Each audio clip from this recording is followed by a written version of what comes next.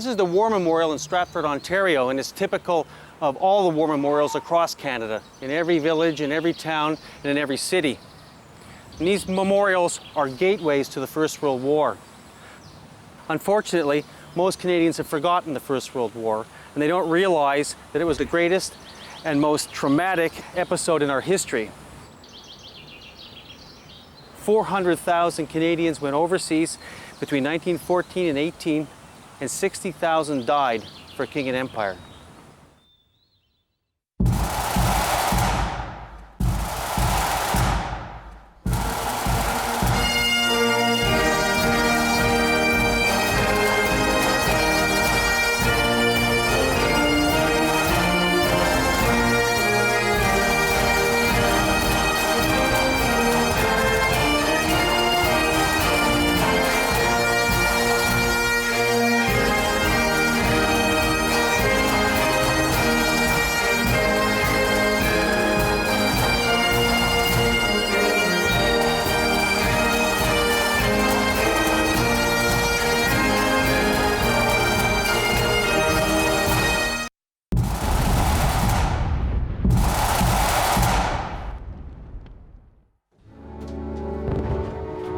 November 11th, 1918. The last guns fall silent on the Western Front. The Great War is over. Delirious with joy, millions of civilians and soldiers surge into the streets. But 9 million men are dead, and 20 million have been maimed. On November 11th, for survivors like Victor Wheeler, 4 years of slaughter have come to an abrupt end. We troops were suddenly tired and inexplicably drained of purpose and spirit. It was an insipid, stunned feeling, or lack of feeling, like being shocked by a high explosive shell. Who could be expected to feel the joy of peace when our closest buddies were gone? Our scarred minds and hearts wondered what lay beyond the peaceful western horizon. The future for us was but another no man's land, and we were reluctant to go over the top into the treacherous unknown.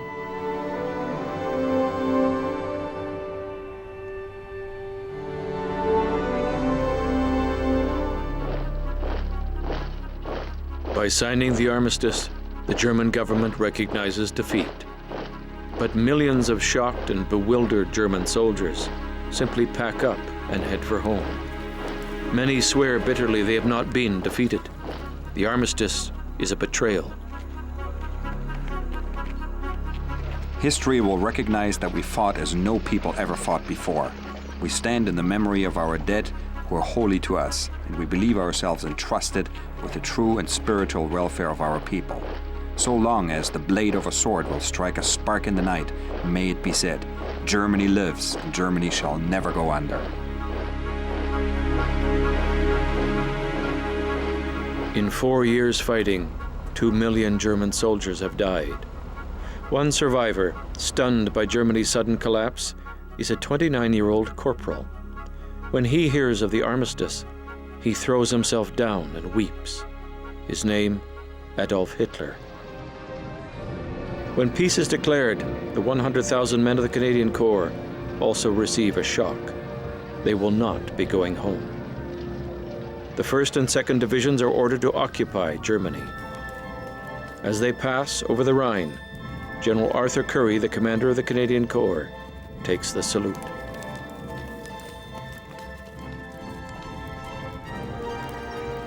With the Corps is Agar Adamson of the Princess Patricia's Canadian Light Infantry. Dear Mabel, all our methods are those of an invading army, less looting and the actual firing of live ammunition. I think the Germans, who have lived in comfort here for years, should all be marched through the devastated parts of Belgium and France to make them realize what the people have suffered.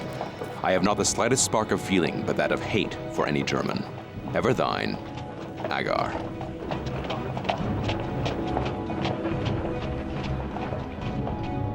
In France and Belgium, the German invasion had laid waste to more than 1,000 square kilometers of countryside, often leaving not a single building standing. And in the fighting, 1,700,000 Frenchmen died, and the British Empire lost over 1 million men. We're in Loos British Cemetery, one of the 1,000 constructed British Commonwealth war cemeteries in France. And we're here because this is unique in terms of what it represents and how it shows how the cemeteries were designed and laid out during the 1920s. This cemetery itself was only about 40 graves in July 1917. Then after the war, they decided that they were going to bring in all the bodies from the surrounding battlefields. One of the other things that they were working on was, of course, they were all wooden crosses and sometimes private memorials.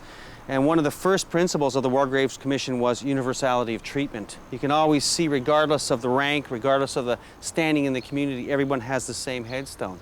The grave here of Lieutenant Hawken, you can actually see what was probably his original stone, but it wasn't permitted to remain, so someone looks like they've broken it off and put it in front of the new headstone. All the soldiers who died in the war and were buried would be put in permanent war cemeteries, so their sacrifice would be remembered forever. And what happened here is, of course, they replaced the cross, the wooden cross usually, with a Portland headstone, and they laid out and landscaped the whole cemetery to look very beautiful. Even as the bodies are being collected from the battlefields, the ground freezes. It is, many say, the coldest winter in memory. With the winter comes another plague, the Spanish flu, spreading death and fear among the troops crowded in military camps. Transferred to England, Will Byrd and his buddy Tommy celebrate surviving 2 years of the toughest fighting on the Western Front.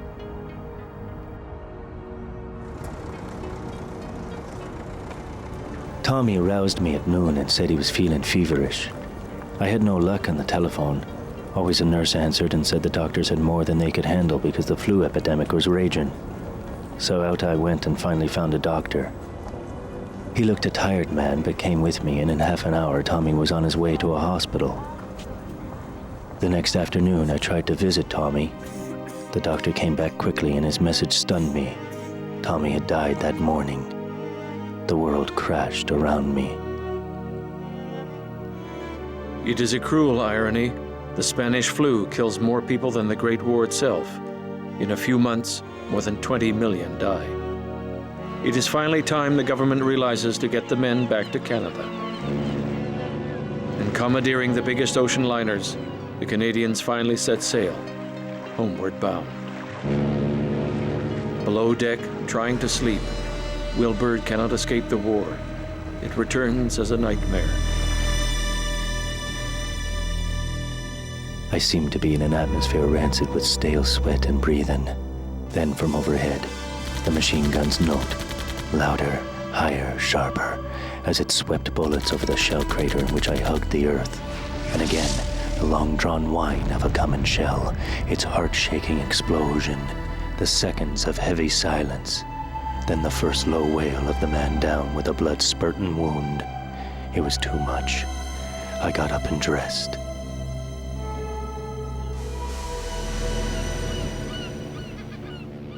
To my amazement, there were other dark figures near the rail. No one spoke, although we were touching shoulders. All at once, the watchers stirred, tensed, craned forward. It was the moment for which we had lived, which we had envisioned 1,000 times. Far ahead, faint, but growing brighter, we had glimpsed the first lights of home. But those at home would never understand us. Something inexplicable would make us unable to put our feelings into words.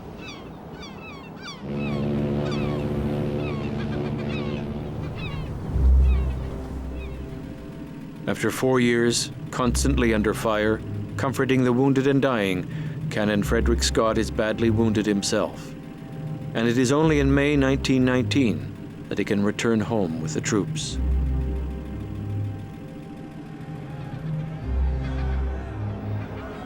All along the decks of the great vessel were 2,700 men.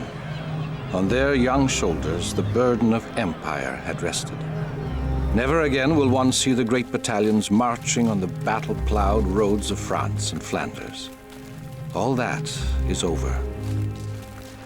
I told them what they had done for Canada and what Canada owed them.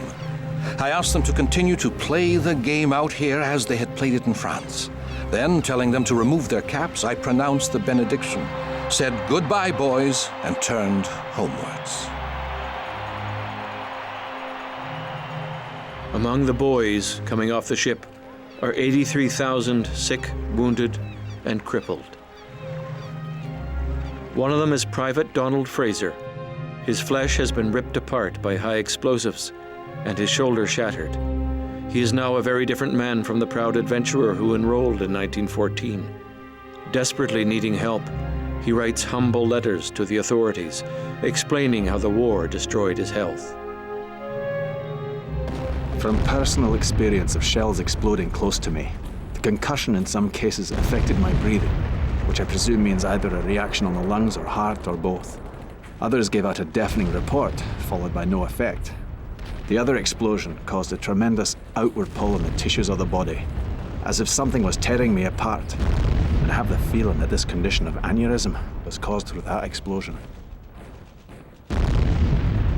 Like thousands of returning veterans, Donald Fraser is awarded a pension, $180 a year, enough perhaps to pay 5 months' rent. For the blind, the mutilated, and the amputees, there are meager pensions and rapid courses of rehabilitation. Some are hidden away forever in hospitals.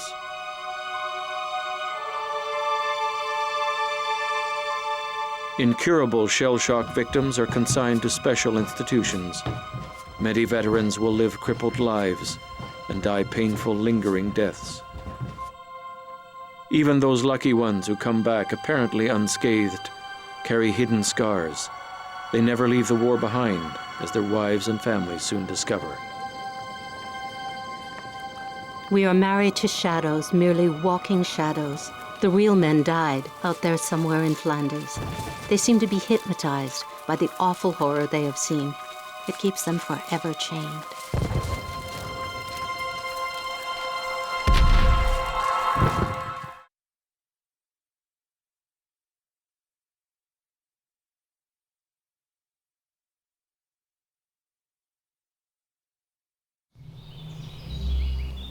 In the 1920s, the scars of the Great War are still fresh in the minds of men and in the fields of Belgium and France. For 4 years, the richest countries in the world had used every weapon they could invent, and in a fight to the finish, had saturated every meter of ground with fire.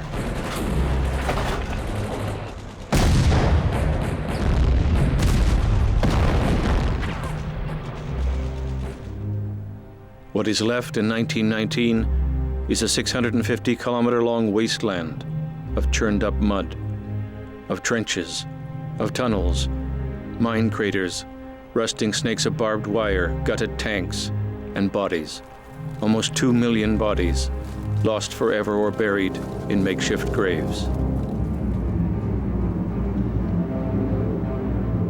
Among them, almost 1 million British Empire dead, and 60,000 Canadians. The battlefield was literally strewn with isolated graves and small cemeteries. So in the post-war years, once they acquired the land, they had labor companies going out and bringing in all the isolated bodies.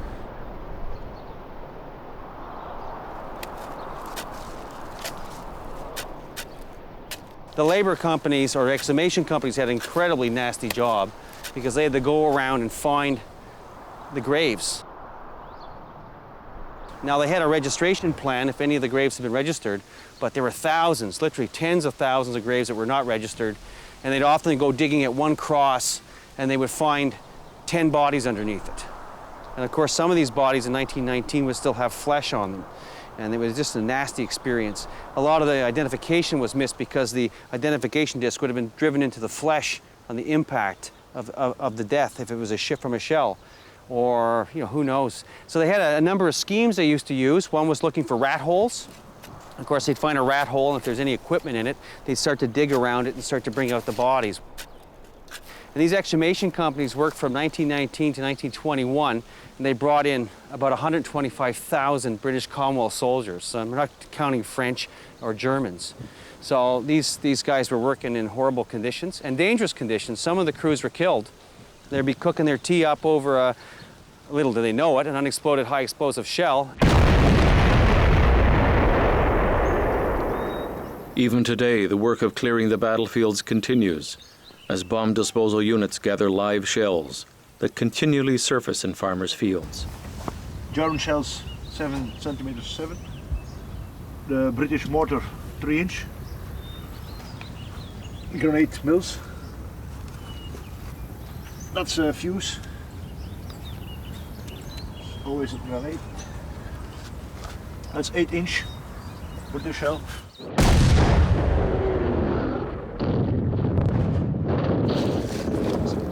So it's firing, we can see it. So it has some small lines. So he went through the cannon. So the fusing system is armed, active, and by the touch of the head, it can explode. In the Great War, more than 900,000 tons of shells were fired. 30% failed to go off. And now, hidden away, in the quiet woodlands of Belgium and France, are dozens of high-security depots, stockpiled with live munitions from more than 80 years ago.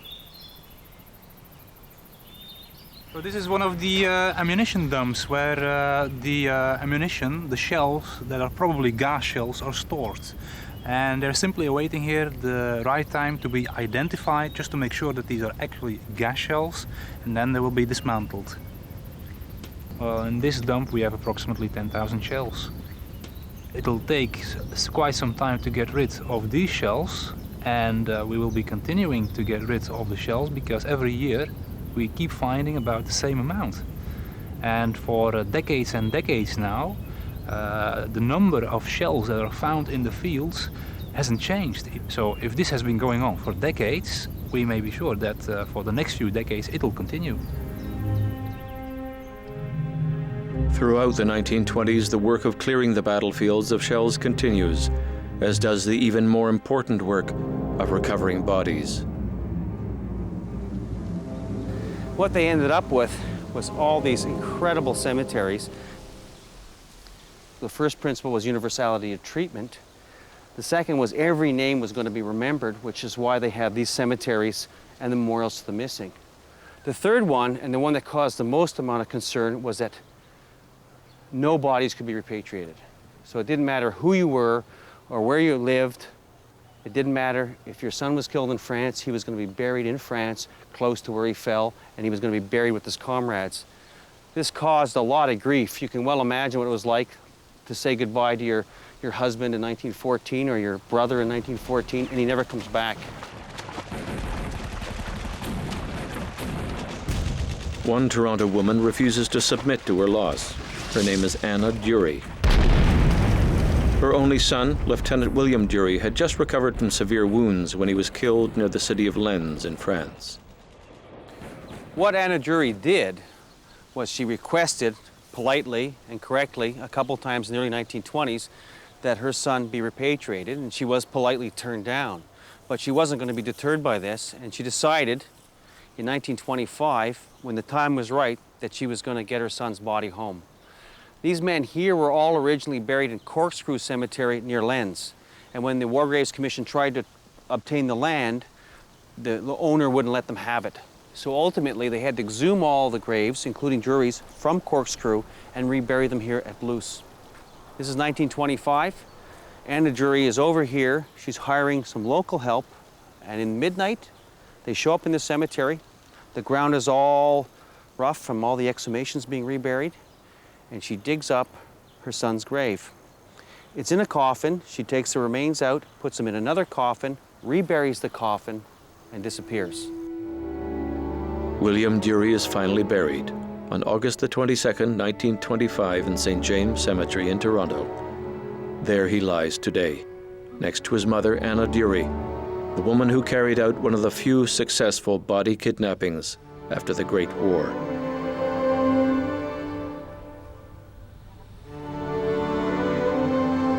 Just as William Dewey is finally laid to rest, the boom of the Roaring Twenties is heading for its peak. But some veterans can never find peace in the post-war world. Agar Adamson had been in the war from the first to the last, and nearly every day he wrote his beloved wife, Mabel.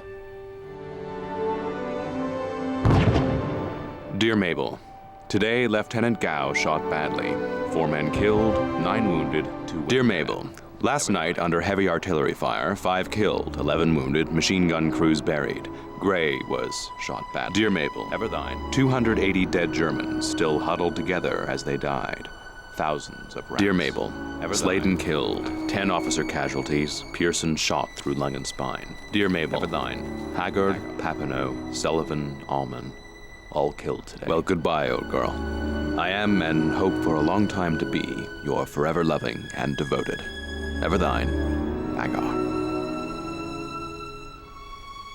Haunted by the shadow of the Great War, Agar is bored by peace.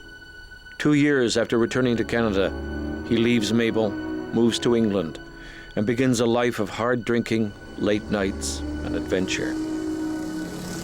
In 1929, on a flying stint, Agar crashes into the Irish Sea and catches pneumonia. Within a few months, he is dead. As the funeral salute dies away, Mabel writes to their son. What I might have done was to have lived with him and let him be happy in his own way. Then the end would have been the same, only I should have no regrets. I always hoped against hope that he would come back to me and lead a simpler life. But it was not to be, and there is a blank in my life that will never be filled.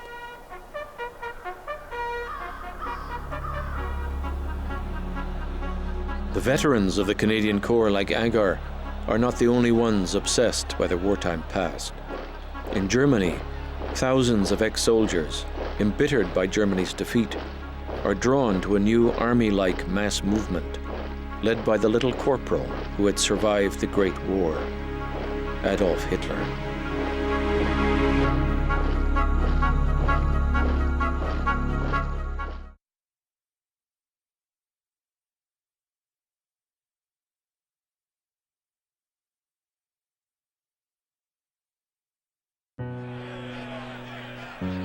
(1931). Fatally weakened by the Great War, the world economy plunges into depression. Millions lose their jobs, their homes, everything. 1 in 4 veterans is out of work. But Will Bird, who said veterans would never be able to put their feelings into words, survives by writing his own wartime memories. And We Go On is published in 1930. A year later, Maclean's magazine sends Will to Europe to report on the old battlegrounds, 13 years after. He starts at the Belgian city of Ypres, where the Canadians fought their first major battle. The roads teem with traffic. Bicycles swarm on the paths reserved for them, women riding into Ypres to do their shopping. The whole is a picture of very prosperous farm life, of activity and plenty. But steady your gaze, and you will see thinly hidden the lasting leer of war. It is there in the pillboxes that peep at you from all corners, and in the countless memorials and cemeteries that tell their own story.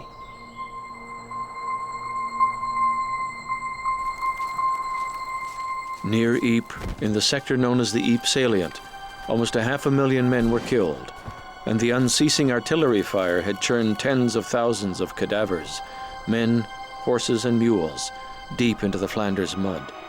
In his mind, Will Bird is still in the midst of the horror of that fighting.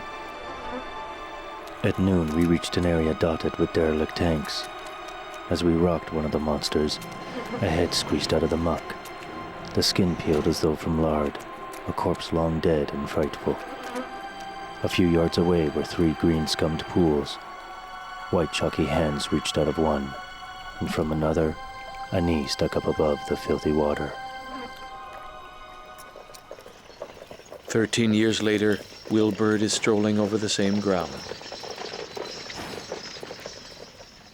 I stopped at a farm to chat with a local farmer. "How goes the farming?" I asked.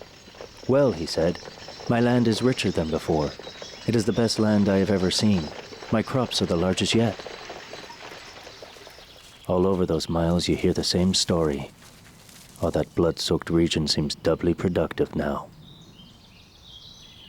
Leaving behind the battlefields of Ypres, we'll drive south, out of Belgium into France, following the path of the Canadian Corps into the rolling open country of the Somme. And soon he arrives in the fields known as the Graveyard of Armies, where more than 1 million men died. The Germans still talk of the bloodbath of the Somme, and all the veterans agree that for terrific shellfire, among conditions of mud and water and terrible weather, the Battle of the Somme was only exceeded in dreadfulness by the Battle of Passchendaele. All through the Somme one passes countless cemeteries, British, French, and German, until it seems a great valley of the dead.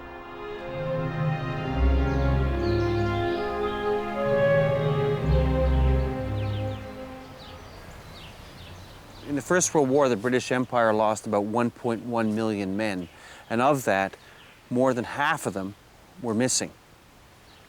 They decided in an absolutely incredible decision that every name of every soldier and sailor and airman who was killed in the war would be remembered, would be commemorated forevermore. And they decided to build the memorials to the missing. This is for all the British Empire, and we're now walking up to the Thiepval Memorial that commemorates 73,000 primarily British soldiers and some South Africans who were missing in the Somme fighting of 1916 and 1917. This is the most enormous and coarse and magnificent monument on the Western Front for what it stands for. It's in a farmer's field, I should say, in the middle of the Somme battlefields. And it's just something so massive about this monument, but yet it lists the names of all the men who have no known grave or who vanished on these fields.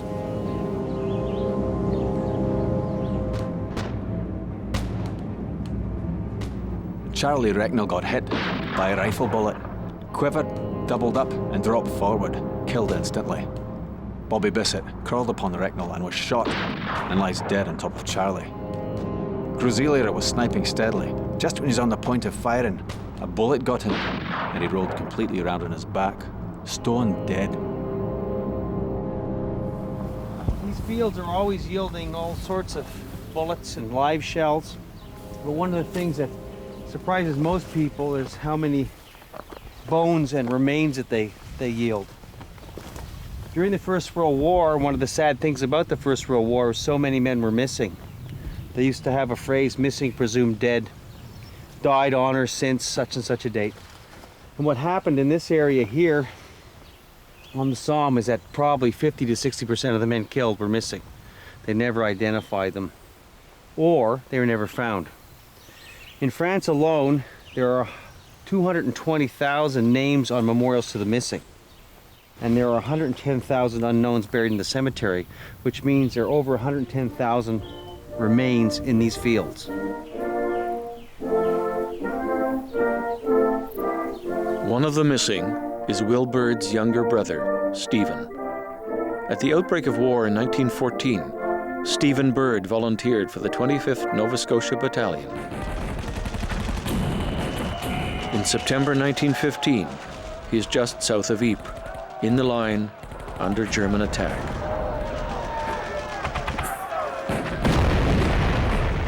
The Germans blow a huge underground mine. 2 men of the 25th are killed, 20 wounded, and 10 reported missing. Stephen Bird is one of them. His body is never found.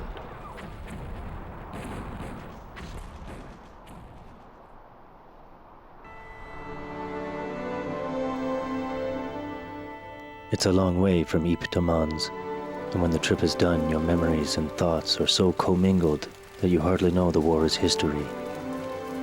You see again the long shadowy files on the duckboards of the salient, a silhouette of steel helmets and rifle muzzles. You see long strings of mules taking ammunition.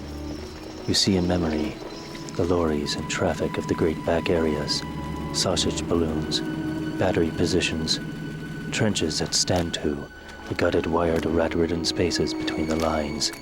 Seeing most, of course, that which impressed you, seared deepest in your brain, whether it was the sleet and shrapnel of Vimy, the bloodbath of the Somme, or the terrible diarrhea of war that was known as Passchendaele.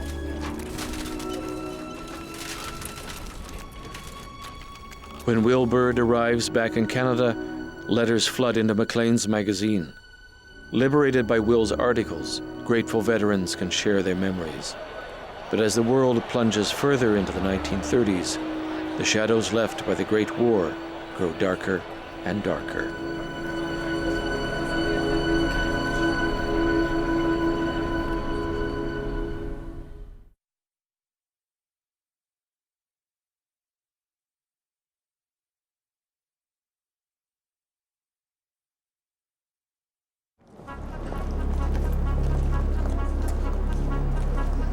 In 1934, the World Depression reaches new depths, and the sacrifice of the soldiers of the Great War is fast fading from memory. In August, 80,000 veterans, many unemployed, and most feeling betrayed by the world they fought to preserve, gather in Toronto, determined to remind the world of their service and to rekindle the flame of brotherhood. The veterans reaffirm their allegiance to King and Empire. We, the Canadian Corps, in reunion assembled, solemnly reaffirm our loyalty and allegiance to our God, to our King, to our country.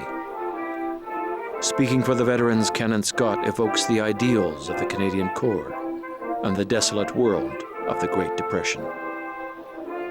It was not mere blind patriotism that inspired the men of the Canadian Corps, but the world appeal to uphold justice and liberty and the brotherhood of man. Alas, my comrades, what has happened since? In the world at large, unemployment, poverty, and even starvation. Where is the world that we fought to establish? 1 month after the Toronto rally, other veterans celebrate their success, more than a year in power of one of their own. Adolf Hitler, the leader of Germany. Vor uns liegt Deutschland, in uns marschiert Deutschland und hinter uns kommt Deutschland.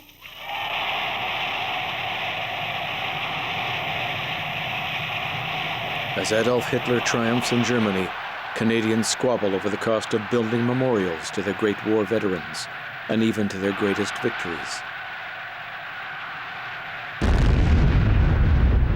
It was on Easter Monday, April the 9th, 1917, that the entire Canadian Corps attacked Vimy Ridge. Vimy Ridge was one of Canada's greatest victories, and as it turned out, one of the crucial battles of the First World War. And it was on Vimy Ridge that the government decided to build the Canadian National Memorial in honor of all the Canadian dead of the Great War. After the war, a committee got together, including Sir Arthur Currie, and they decided on which Canadian battlefields were going to be commemorated. They felt that Vimy was one of the great victories for sure. It wasn't necessarily the biggest, but it was the best place for Canada's national monument, and that's why the monument's here. To build the monument, they had to clear the old First World War battlefield and build a road system to bring up all the stone, which came from Yugoslavia. So they had to construct this massive road. Of course, there's dugouts and there's literally thousands of shells and, you know, all sorts of stuff. This was a dangerous place after the war. So they had to do that first, and then they started to build the bastion here. Towering over the highest point of Vimy, the twin pylon design of Toronto artist Walter Allward takes 14 years to build, requires 15,000 tons of concrete, and 6,000 tons of white limestone transported from Yugoslavia. Walter Allward personally oversees all phases of the construction. They didn't carve any of the statues and bring them in. They carved them here, and that's what's really remarkable. And when you look up the two pylons at the very top, they had to build little studios in situ so that the sculptors could come up and carve them directly into the stone, because they're carved out of one piece. So they had all these studios up there. They had an elevator to take the sculptors up there. And they worked from plaster casts of Walter Alward's work. The original statues are half size and they're plaster. And you can still see them today in Ottawa where they have the caliper marks, where the sculptors working on them were doing their measurements. After 14 years of controversy and mounting costs, the Vimy monument is ready for unveiling in 1936.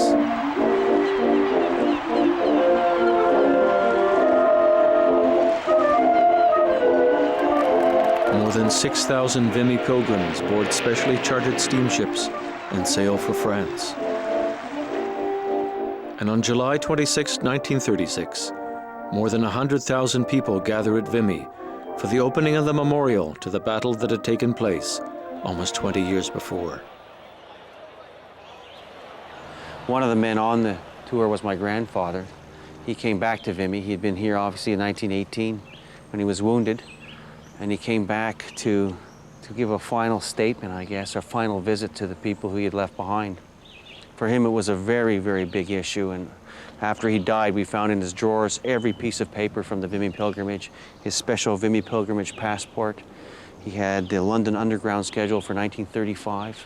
And he was a clerk in Bell Canada, so at that time he wasn't making much money. So to save up that much money during the Great Depression and to make this trip just shows how important this monument was to those Canadians.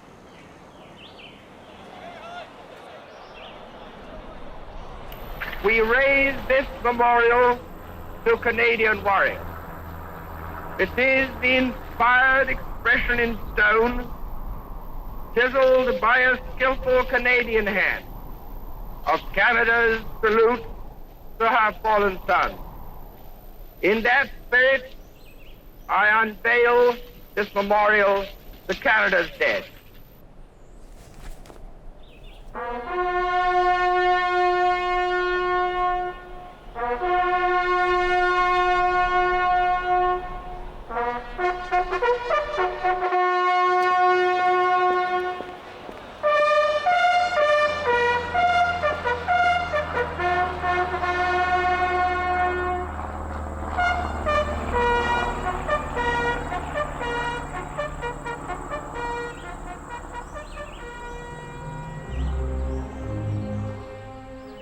The Vimy Memorial is Canada's national memorial, but it is also in a special sense the memorial for the 11,285 Canadian soldiers who died in France and whose bodies were never found.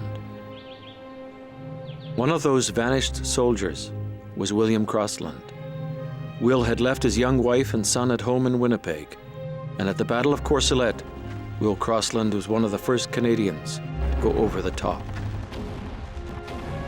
Your grandfather was missing in action at Courcelette on September the 15th, 1916. Right. And like most men who were missing, their bodies were never found, and they're commemorated here at Vimy. This is the memorial to the missing.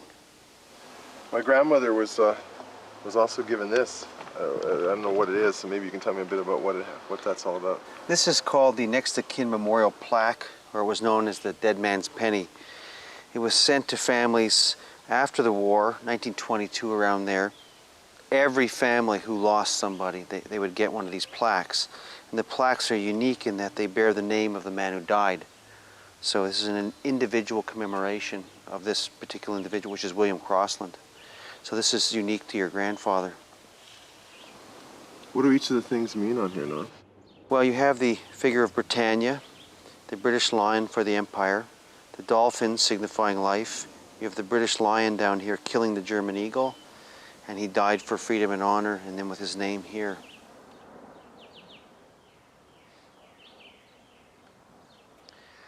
Well, because your grandfather was missing in action and his body was never found, and he died in France, he's commemorated here at Vimy. So his name is engraved on the wall around the bastion. And we'll just go and try to find it right now. Yeah, there he is, look. W. William Crossland.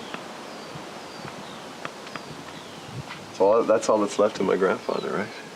No grave? No grave. They never found his grave, and that's pretty common for First World War, unfortunately. 1 in 3 has no known grave. In 1936 at Vimy, most Canadian veterans were able to pay their last respects to their dead comrades and come to terms with their past. But some demons of the Great War are not so easily laid to rest. Only 4 years after the Vimy Memorial is unveiled, another Great War veteran pays it a visit, former German Army Corporal Adolf Hitler. Under Hitler's leadership, Germany once again, as in 1914, invades Belgium and France. And once again, Canadian civilians line up with wooden rifles and set about learning how to be soldiers. And once again, a great flotilla takes them to Europe to fight. By 1944, the Second World War is raging, and Canon Frederick Scott, who survived the First War and feared the coming of the Second, dies and is buried in Montreal on a cold, bitter January day. My comrades, where is the world we fought to establish? Where are those high principles which drew us, a mighty host, into the furnace of a war, to end all war? And 6 months later, in June 1944, Canadian troops land with their allies on the beaches of Normandy. It is the first step back to the old battlefields where their fathers had fought in the Great War in Flanders. Once again, as in 1914, Canadian troops help liberate Europe. Hitler's Germany will fall, and with it, one unfinished chapter of the Great War will finally be closed. We're in Vimy-sur-Mer Canadian War Cemetery in Normandy, and we're really looking at one of the legacies of the First World War, one of the saddest legacies of the First World War. For many of the men who survived, their sons would have to come and fight again, here in Normandy and through Europe, Italy, in the air over Germany, and many of them would die. And I think one of the saddest things is that they had to give up their sons. They scraped through themselves, and then to have another generation go off and die in rapid succession like this, with such catastrophic results, must have just been horrific for those men. This is the grave of Captain Stephen Bird, the North Nova Scotia Highlanders, killed 8th July 1944, aged 24. The personal inscription reads, "He lived, felt dawn, saw sunset glow, loved and was loved. His memory remains." You can tell by reading that it was written by a World War I veteran, and his father was Will Bird.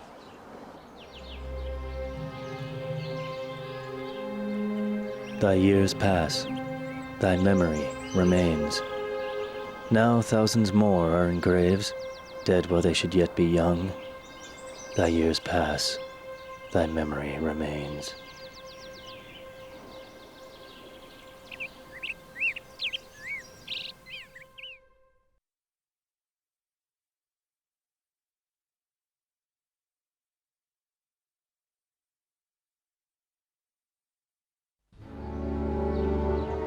Cabaret Rouge Cemetery in northern France, near Vimy Ridge, just one of more than 2,000 First World War cemeteries and monuments strung along the old Western Front.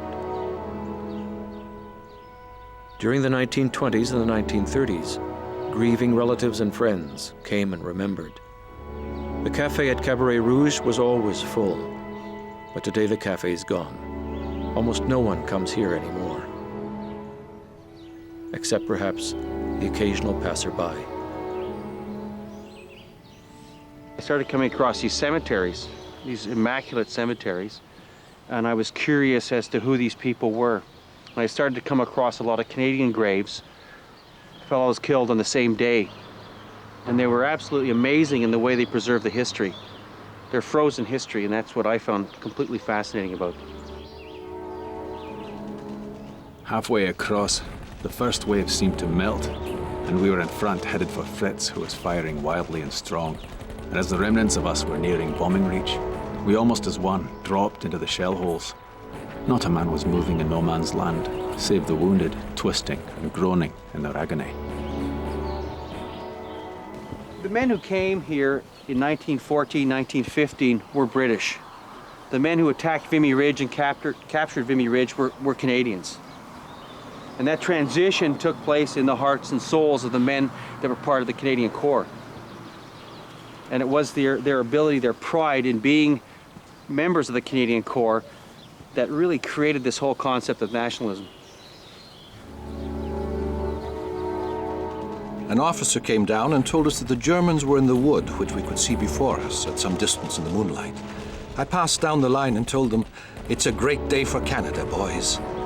These words afterwards became a watchword, for the men said that whenever I told them that, it meant that half of them were going to be killed. These men were treated very, very specially, and their sacrifice was important. And that's why you have these unique cemeteries. And that's why you have all these incredible designs and the land seated in perpetuity. And there'd been no war like it, no sacrifice like it, and they commemorated it as such. I think people forget that to get somewhere there is sacrifice. The path of freedom is paved with blood, and people don't recognize that anymore because they have the freedom. They can't relate to the concept of giving your life up for a cause. I think what's odd about history, period, is that you're standing on the ground where so much took place before you. And you can certainly feel the shadows of the Great War here.